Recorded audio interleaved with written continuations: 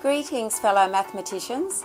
Let's talk about the mathematics that children will learn in Year 5. In Year 5, children will continue to add and subtract up to 5-digit numbers. Now, they are investigating this in Year 4, and they were using properties and relationships, including place value. They will also be continuing to investigate multiplication and division by single-digit numbers, multiplication using the distributive property, and division linking to fractions. They will continue their investigation of multiplicative place value and extend their understanding that we're multiplying and dividing by 10 to multiplying and dividing by 100 and multiplying and dividing by 1,000 by jumping 3 columns or 2 columns. This will include decimals to hundredths. They will also investigate the role of the vinculum. Now, the vinculum is the line that separates the numerator and the denominator in a fraction. Up until now, we've understood the denominator as telling us the number that we've divided by, and we've understood the numerator as telling us how many parts we have. Now that children are investigating the role of the vinculum, the role of the numerator changes slightly. So rather than telling us after we've divided how many of the parts we have, which it will still mean, children will now start to understand that as well as that, the vinculum could be telling us how many parts were in the whole that we started with before we divided. In this way, the vinculum means divided by. So for example, in the fraction a half, it means we started with 1 and we divided by 2.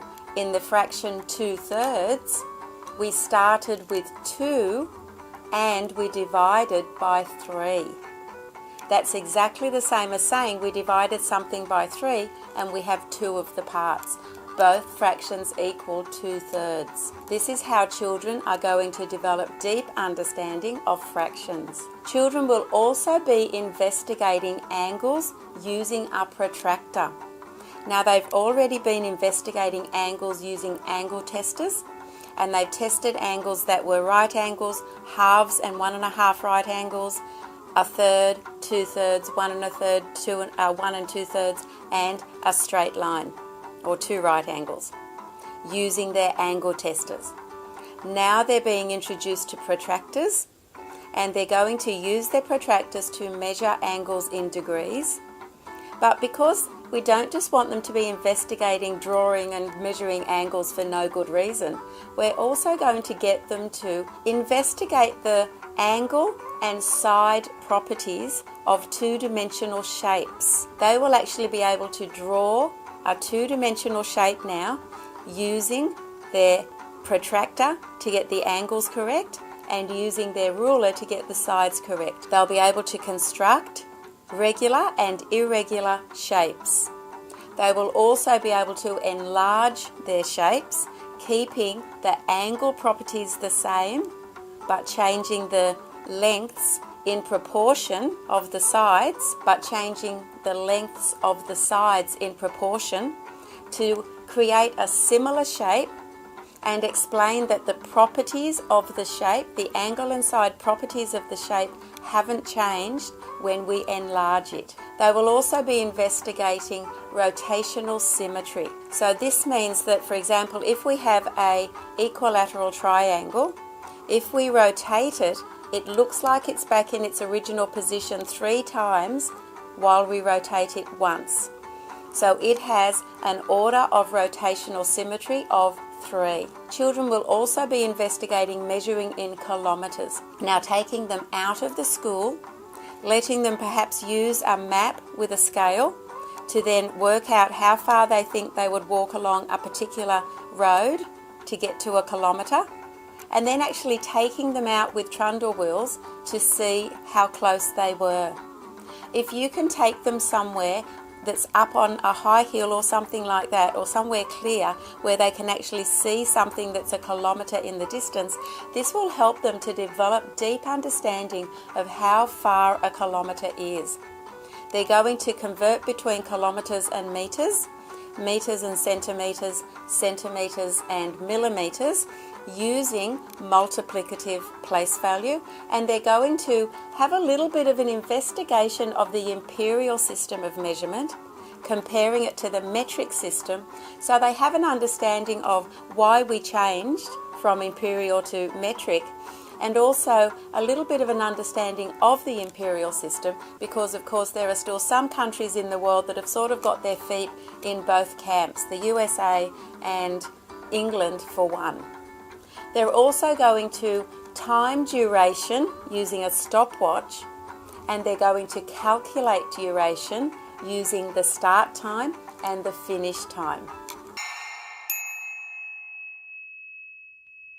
In Term 2 of Year 5, children will continue their investigation of adding and subtracting up to 5-digit numbers using place value, and they will also continue their investigation of multiplying and dividing by single-digit numbers, multiplying using the distributive property, and dividing using the relationship between division and fractions. They will investigate common factors of two numbers, and then they will identify the highest common factor.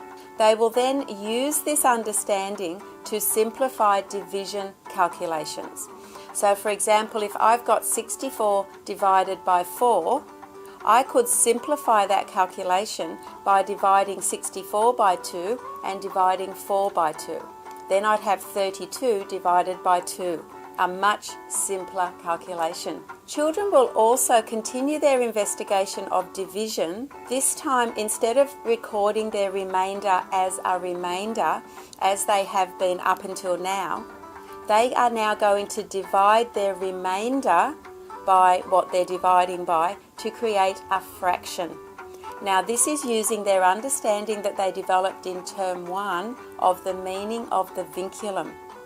So if, for example, I am dividing by 2 and my remainder is 1, my final number sentence will say 1 divided by 2.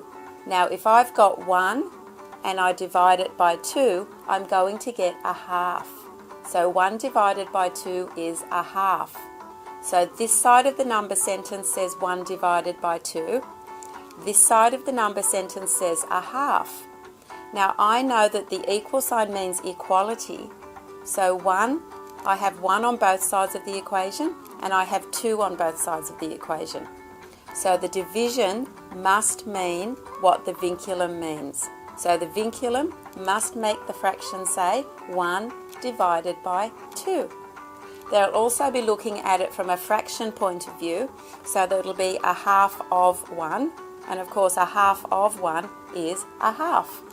This will create much deeper understanding than just telling children to put the remainder over what you divided by.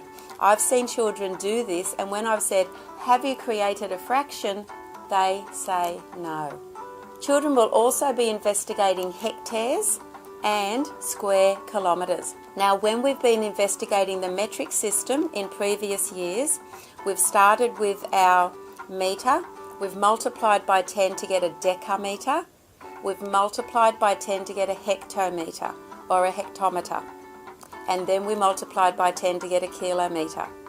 When we turned the hectometre or the hectometre into a square to measure area, it didn't become a square hectometre, it became a hectare. So this understanding will now allow children to develop deep understanding of how large a hectare is and how large a square kilometre is. Again, if you can stand on a hill or stand somewhere where you can actually see a square kilometre, that would be fantastic. You could also take children to a playing field, because often 2 standard size football fields are a hectare. They're also going to investigate the imperial system and compare it to the metric system for 2 reasons. Number 1, so that they can see why we changed to the metric system, but number 2, because there are some countries that still use some aspects of the imperial system, for example the USA and England. Now they're also going to be investigating the key, the legend, the compass, the scale and the grid markings on an alphanumeric grid map. so that they can start to measure distances and plan routes. They're also going to be investigating creating a financial plan using their own authentic data and using a spreadsheet, for example, Excel. In Term 3 of Year 5, children will continue to add and subtract 5-digit numbers, and they will continue to multiply and divide by single-digit numbers. And when they're dividing, they will begin to divide the remainder to create a fraction. They will also start to add and subtract fractions with the same denominator. Now, when they do this, they can use a number line, or they could just use a straight number sentence. Children will also be looking at number patterns that involve fractions, that involve decimals, and that involve whole numbers. A great way to investigate these is using a number line. Children will also extend their understanding of multiplicative place value to include thousandths, and they will express decimals to thousandths using standard place value and using non-standard place value. So standard place value, for example, 1.463 might be 1 4 tenths, 6 hundredths and 3 thousandths. Non-standard might be 14 tenths and 63 thousandths, and so on. Children will also be investigating the properties of prisms and pyramids, identifying that prisms have 2 bases and their other faces are quadrilaterals. They will begin to name prisms by the shape of their base. So if their base is a square, it's a square prism. If their base is a triangle, it's a triangular prism. They'll be doing the same with pyramids, identifying that pyramids only have 1 base, and again the shape of the base tells them the name of the pyramid. The other faces on the pyramid are triangles. They'll also be investigating cross sections, which is a cut made parallel to the base, and they'll be identifying, number 1, that it's the same shape as the base. In prisms they're uniform because they're also always the same size, and in pyramids they're non-uniform because they get smaller as they go up the pyramid. They'll also be investigating measuring volume in cubic meters, and they will be investigating comparing the metric system with the imperial system for volume. They'll also be investigating column and line graphs, dot plots and tables, and they will be recording data in all these ways and then comparing the usefulness of each data representation. They will investigate chance using their data representations, and they will record chance as fractions, identifying that the sum of the fractions equals 1. They will also be converting between 12-hour and 24-hour time.